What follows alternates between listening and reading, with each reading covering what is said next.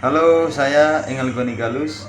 Kali ini saya menyajikan video parodi yang merupakan tugas mata kuliah kajian dan seminar masalah sosial. Selamat menonton dan semoga bermanfaat. Keren lagi. Kapan rilisnya?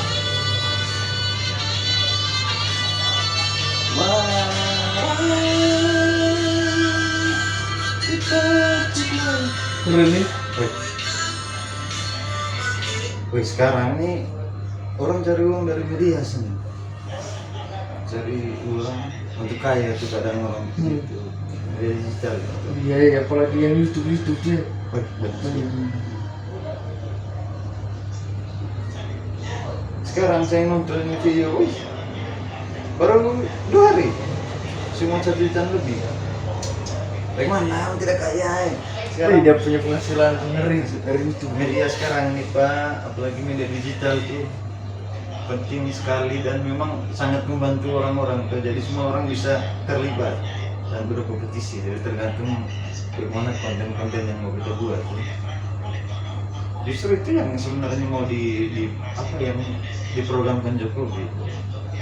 Bahkan ada aktivitas-aktivitas yang secara tidak langsung menggunakan media digital. Iya, sebenarnya itu kau kemarin dari gereja kan? Ya makanya itu saya ikut online, bisa online.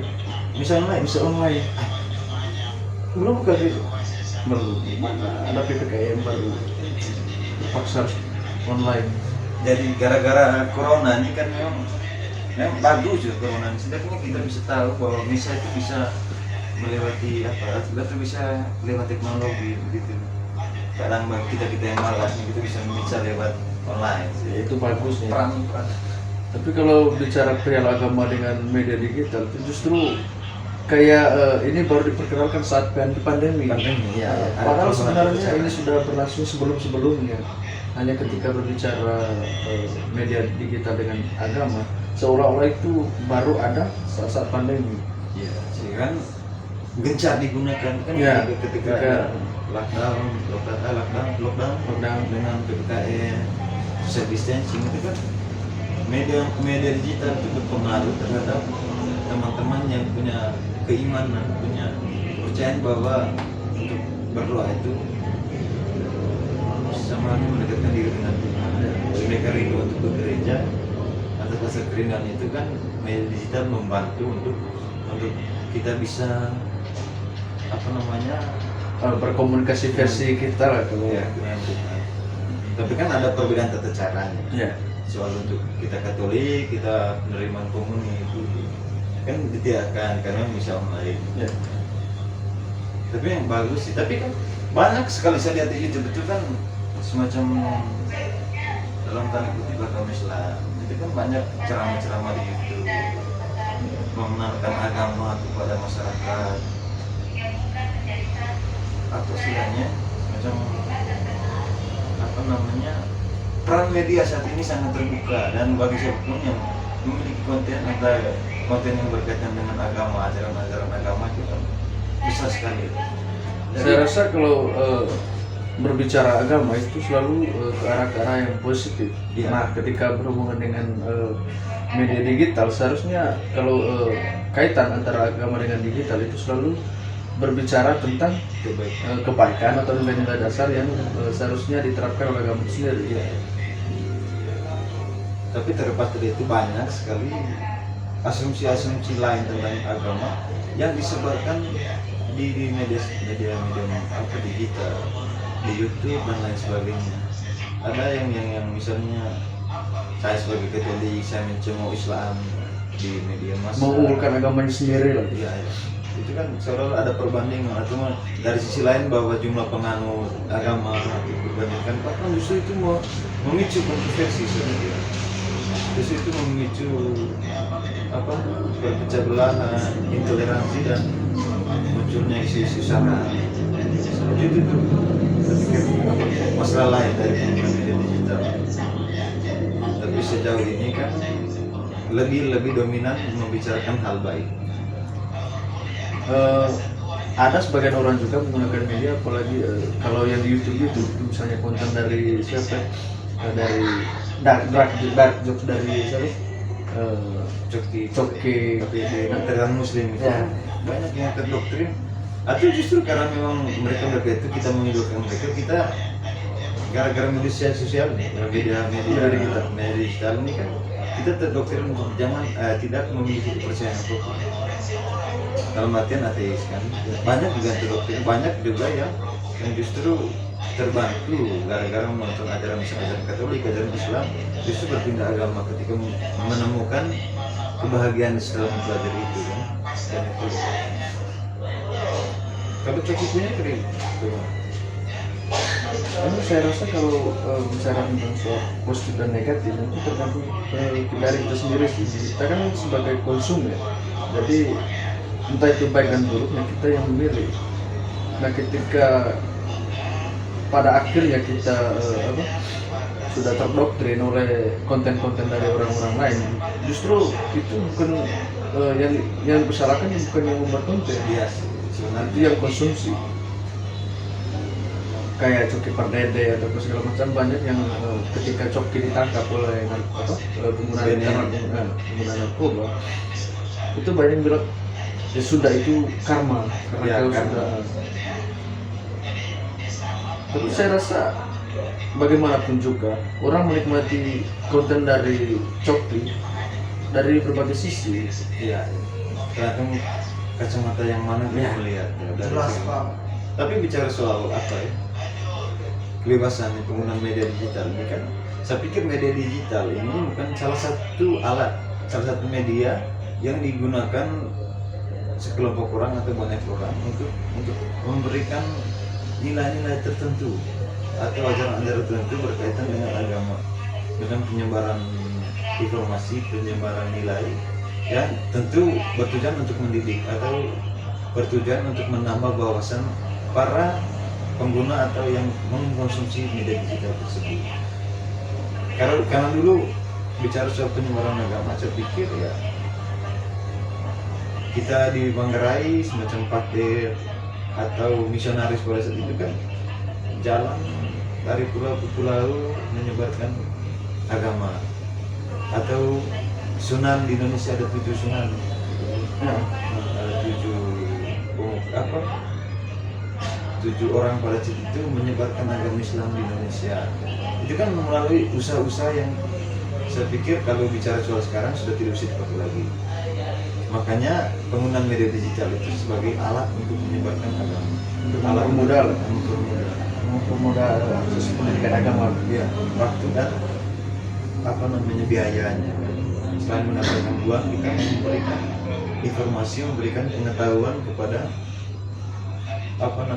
audiens atau orang yang tersampaikan maksud dan tujuan kita semacam pengguna media digital itu, yang menonton dan lain sebagainya, membaca. Bagus ya. Tapi kalau melihat lebih jauh, kalau sebelum mengenal lebih jauh tentang YouTube, Facebook atau media-media lain gitu, kalau berbicara di dunia pertelevisian, sebenarnya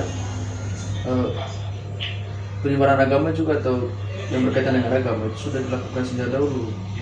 Misalnya saja itu ibadah ibadah umat muslim yang diadakan setiap pagi atau setiap sore, itu selalu diadakan.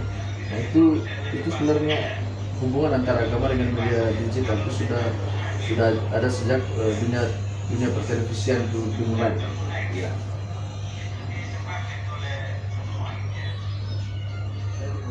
Tapi sampai saat ini kan saya pikir bahwa ada orang yang mengaitkan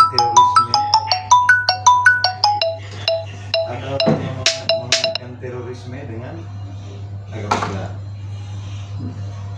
Ini kita baca dari cenderung tidak berarti bahwa Islam itu teroris, tidak kan. Tapi kan menurut teman-teman saya dan sebagainya, orang itu cenderung mengatakan bahwa Islam itu terorisme itu berkaitan dengan Islam atau hubungannya dekat sekali, erat sekali dengan Islam. Tapi kan saya pikir asumsi itu datang dari media yang selalu memprovokasi, atau kasus yang Taliban itu yang berkaitan dengan usaha terorisme yang serangan apa ya, yang tabrak gedung pada tanggal 11 Oktober ke 11 November pada saat itu yang di Amerika itu kan anggapan orang sekitar ketika saya menonton video itu, orang sekitar bahwa Islam itu jahat. Tapi ketika kita mencoba untuk belajar soal bagaimana relasi kita dengan orang Islam di misalnya di jurusan dengan kita, mereka baik saja. Justru bukan Islamnya saya pikir, tapi oknum-oknum tersebut.